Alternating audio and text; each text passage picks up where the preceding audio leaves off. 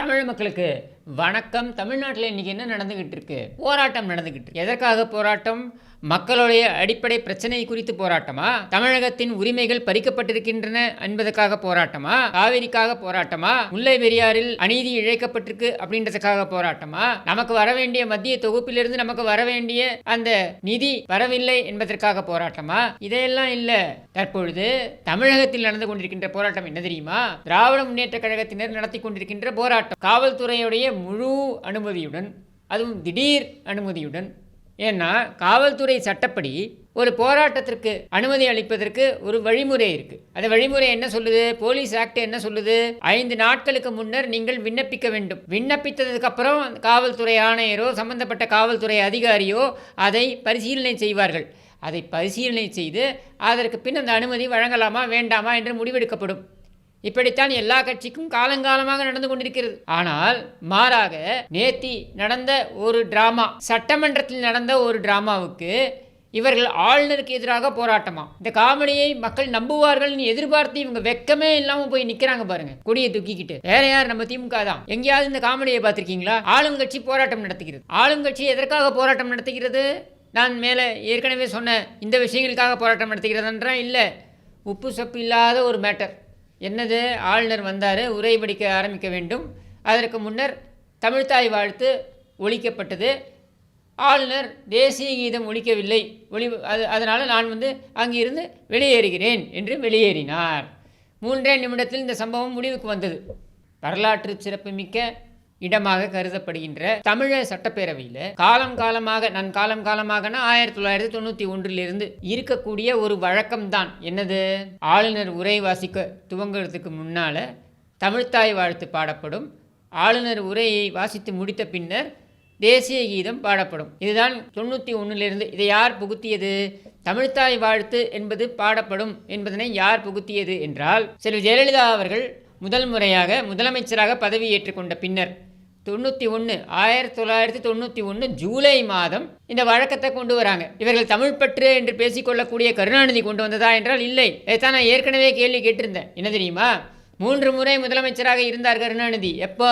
69 அண்ணாதுரை அவர்கள் மறைந்த பின்னர், 71 அந்த பொது தேர்தலில் முதலமைச்சராக தேர்வாகி, அடுத்த 89 புரட்சித் தலைவர் எம்ஜிஆர் அவர்கள் மறைவிற்கு பின்னர் இரட்டை இலை முடக்கப்பட்டு அப்பொழுது ஆட்சிக்கு வந்த பொழுது 3 முறை முதலமைச்சராக இருந்த பொழுதும் 1970 நவம்பர் 23 தமிழ்த்தாய் வாழ்த்து என்பது அதிகாரப்பூர்வமாக தமிழக அரசாங்கத்துடைய வாழ்த்தாக அது கருதப்படும் என்று அறிவிக்கப்பட்ட பின்னரும் கூட, அரசாணை விடுக்கப்பட்டதுக்கு அப்புறம் கூட அதை அவர் சட்டமன்றத்தில் ஒலிக்க செய்யவில்லை. அதை ஒலிக்க செய்தது யாரு?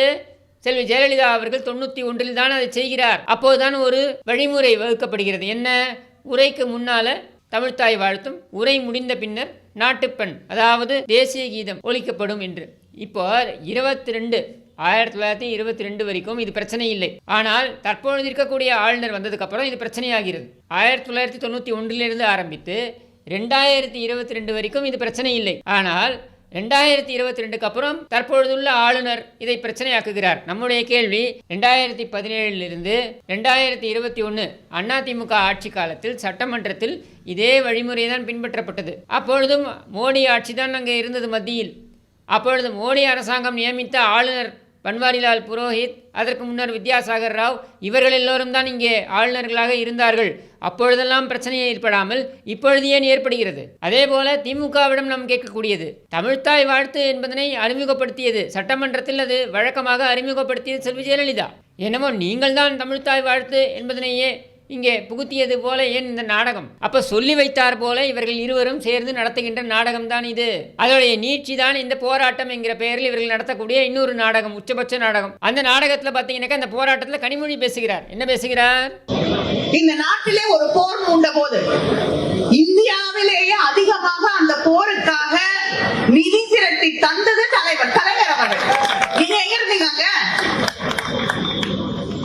அதனால இந்த நாட்டை காப்பாற்றுவது, இந்த தேசத்தை காப்பாற்றுவது, இந்த நாட்டின் தேசிய கீதத்தை காப்பாற்றுவதற்கு உங்களை விட எங்களுடைய முதலமைச்சருக்கு அதிகமாக தெரியும்.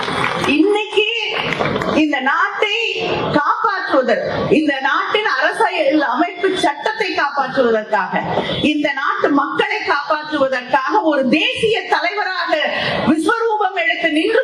இருக்கக்கூடிய தலைவர் தான் எங்களுடைய தலைவர் அவர்கள். தன்னுடைய சகோதரர் ஸ்டாலின் இன்றைக்கு தேசிய தலைவராக உயர்ந்து நிற்கிறாராம். இங்க இருக்கக்கூடிய வேங்கை வயலுக்கு போறதுக்கு வக்கில்ல, இங்க இருக்கக்கூடிய கள்ளக்குறிச்சிக்கு போறதுக்கு துப்பு இல்ல, இங்க இருக்கக்கூடிய நாங்குநேரியில சாதி பிரச்சனை நடந்து கொண்டிருக்கிறது, அங்கு போவதற்கு நாட்டம் இல்லை. இதையெல்லாம் இல்லாத ஸ்டாலின் தேசிய அளவில் உயர்ந்து நிற்கிறான்னு சொல்றது என்ன மாதிரியான காமெடி? இதுதான் இவர்களுடைய பிரச்சனையே. தமிழ்நாட்டில் நடக்கக்கூடிய அன்றாடம் இருக்கக்கூடிய மக்களுடைய அடிப்படை வாழ்வாதார பிரச்சனைகளை குறித்து பேசுவதற்கு இவர்கள் தயாராக இல்லை. மாறாக அதை மழுங்கடிக்க செய்வதற்கு இவர்கள் போடுகின்ற நாடகம்தான் இந்த தேசிய கீதமா தமிழ்த்தாய் வாழ்த்தா என்கிற நாடகம். நீங்க அடிப்படை வசதிகள் இங்கே இல்லை அப்படின்ற கூப்பாடு சாமானிய மக்களிடம் தினம் தினம் உயர்ந்து கொண்டே இருக்கிறது. நாம ஏற்கனவே பல மேடைகளில் சொல்லக்கூடியது தான் இங்கேயும் திருப்பி சொல்றோம். ரேஷன் கடைகளில் பொருட்கள் வழங்கப்படுவதில்லை. இந்த குற்றச்சாட்டை பரவலாக மக்கள் வைக்கிறார்கள். மாநிலம் முழுவதும் பார்த்தீங்கன்னாக்கா இந்த போதை கலாச்சாரம் என்பது உயர்ந்து வருகிறது. இது குறித்து துரிதமான நடவடிக்கை எடுக்க இந்த காவல்துறையால் முடியவில்லை. இதையும் மக்கள் குற்றச்சாட்டாக வைக்கிறார்கள். கல்வித்துறையை எடுத்துக்கிட்டிங்கனாக்க ஆரம்ப சுகாதார மையங்கள்லேருந்து ஆரம்பித்து கல்வித்துறையில் இருக்கக்கூடிய அந்த பள்ளிகள்லேருந்து ஆரம்பித்து கட்டுமானங்கள் போதியதாக இல்லை, அவைகள் சரிபடுத்த வேண்டும் என்ற முனைப்பும் இந்த அரசாங்கம் காண்பிக்கவில்லை. இவையெல்லாம் குற்றச்சாட்டுகளாக இருக்கின்ற இந்த நிலையில் மாநிலத்தில் பார்த்தீங்கன்னா மதுரையில் இப்போ நான் பேசிக்கிட்டு இருக்கேன் இந்த நொடி மதுரையில் மேலூரிலிருந்து மக்கள் புறப்பட்டு சாரியாக கிட்டத்தட்ட 26 கிராமங்களிலிருந்து ஆயிரக்கணக்கில் மக்கள் புறப்பட்டு மதுரையை நோக்கி பேரணி நடத்தி கொண்டிருக்கிறார்கள். காவல்துறை அவர்களை தடுத்து நிறுத்த பார்க்கிறது. அதையும் மீறி அந்த பேரணி நடந்து கொண்டிருக்கிறது. முதலமைச்சர் வாய் திறக்கவில்லை. இவ்வளவெல்லாம், அதாவது தேசிய தலைவராக இருக்கக்கூடிய முதலமைச்சரால் கனிமொழியின் வாக்குப்படி தேசிய தலைவராக இருக்கக்கூடிய கனிமொழியின் கூற்றுப்படி தேசிய தலைவராக இருக்கக்கூடிய இந்த முதலமைச்சரால் தலைநகரில் இருக்கக்கூடிய அண்ணா பல்கலைக்கழகத்தில் ஒரு மிகப்பெரிய கொடிய சம்பவம் நடந்தேறி இருக்கிறது. அது குறித்து வாய் திறக்க முடியவில்லை. சரி, ஆளுநருக்கு எதிராக ஏன் கனிமொழியை அனுப்பி கனிமொழிக்கு பின்னால் ஒளிந்து கொள்கிறாய்? ஏன் உன்னால் வந்து குரல் கொடுக்க முடியவில்லை? நீ இறங்கி போராட வேண்டியது தானே? ஏன் உன் உதவாக்கரை மகன் இறங்கி போராட வேண்டியது தானே? ஏன் உங்களால் அதை செய்ய முடியவில்லை? எங்கே பதுங்கி இருக்கிறீர்கள் கேட்டால் சட்டமன்றம் நடைபெற்றுக் கொண்டிருக்கிறது. சட்டமன்றம் நடந்துட்டு இருந்தா என்ன, 1 மணி நேரம் வந்துட்டு இந்த போராட்டத்தை கலந்து திரும்பி போய் சட்டமன்றத்தை கலந்துக்க வேண்டியது தானே? நீ சட்டமன்றத்தை நடத்துறதே ஒரு 3 நாளோ 4 நாளோ சம்பிரதாயத்துக்காக நடத்திட்டு போகிறது தானே? அந்த 3 நாட்களிலும் அப்பாவு துவங்கி பேரவைத் தலைவர் துவங்கி அத்தனை எம்எல்ஏக்களும் உதவாக்கிற மகனுக்கு புகழ் பாடுறது தானே வழக்கமாக வச்சுருக்காங்க. வேறு என்ன உருப்படியாக நடக்குது? எதிர்க்கட்சி தலைவர் பேசுவது இங்கே முக்கியத்துவம் கொடுத்து பார்க்கப்படுகிறதா, கவனிக்கப்படுகிறதா? அல்லது அதற்கு பதில் சொல்வது தான் நீ உனக்கு திராணியும் தெம்பும் இருக்கிறதா என்றால் இல்லை.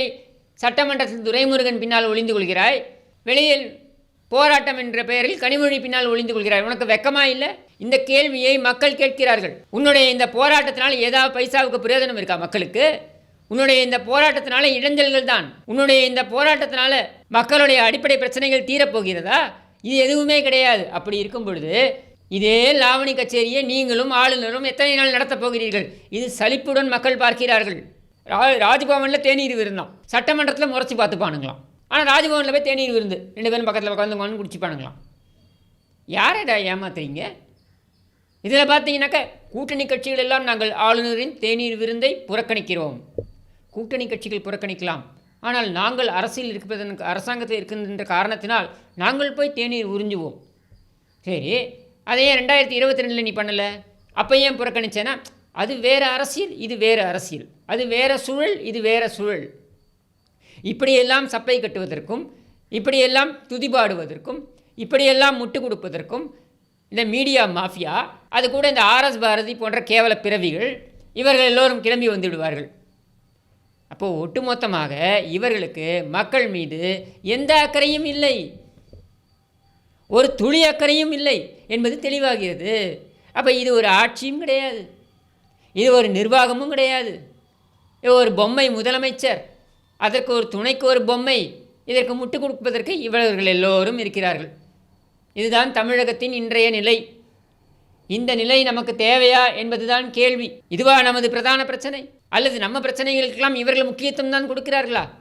கொடுக்க மாட்டார்கள்.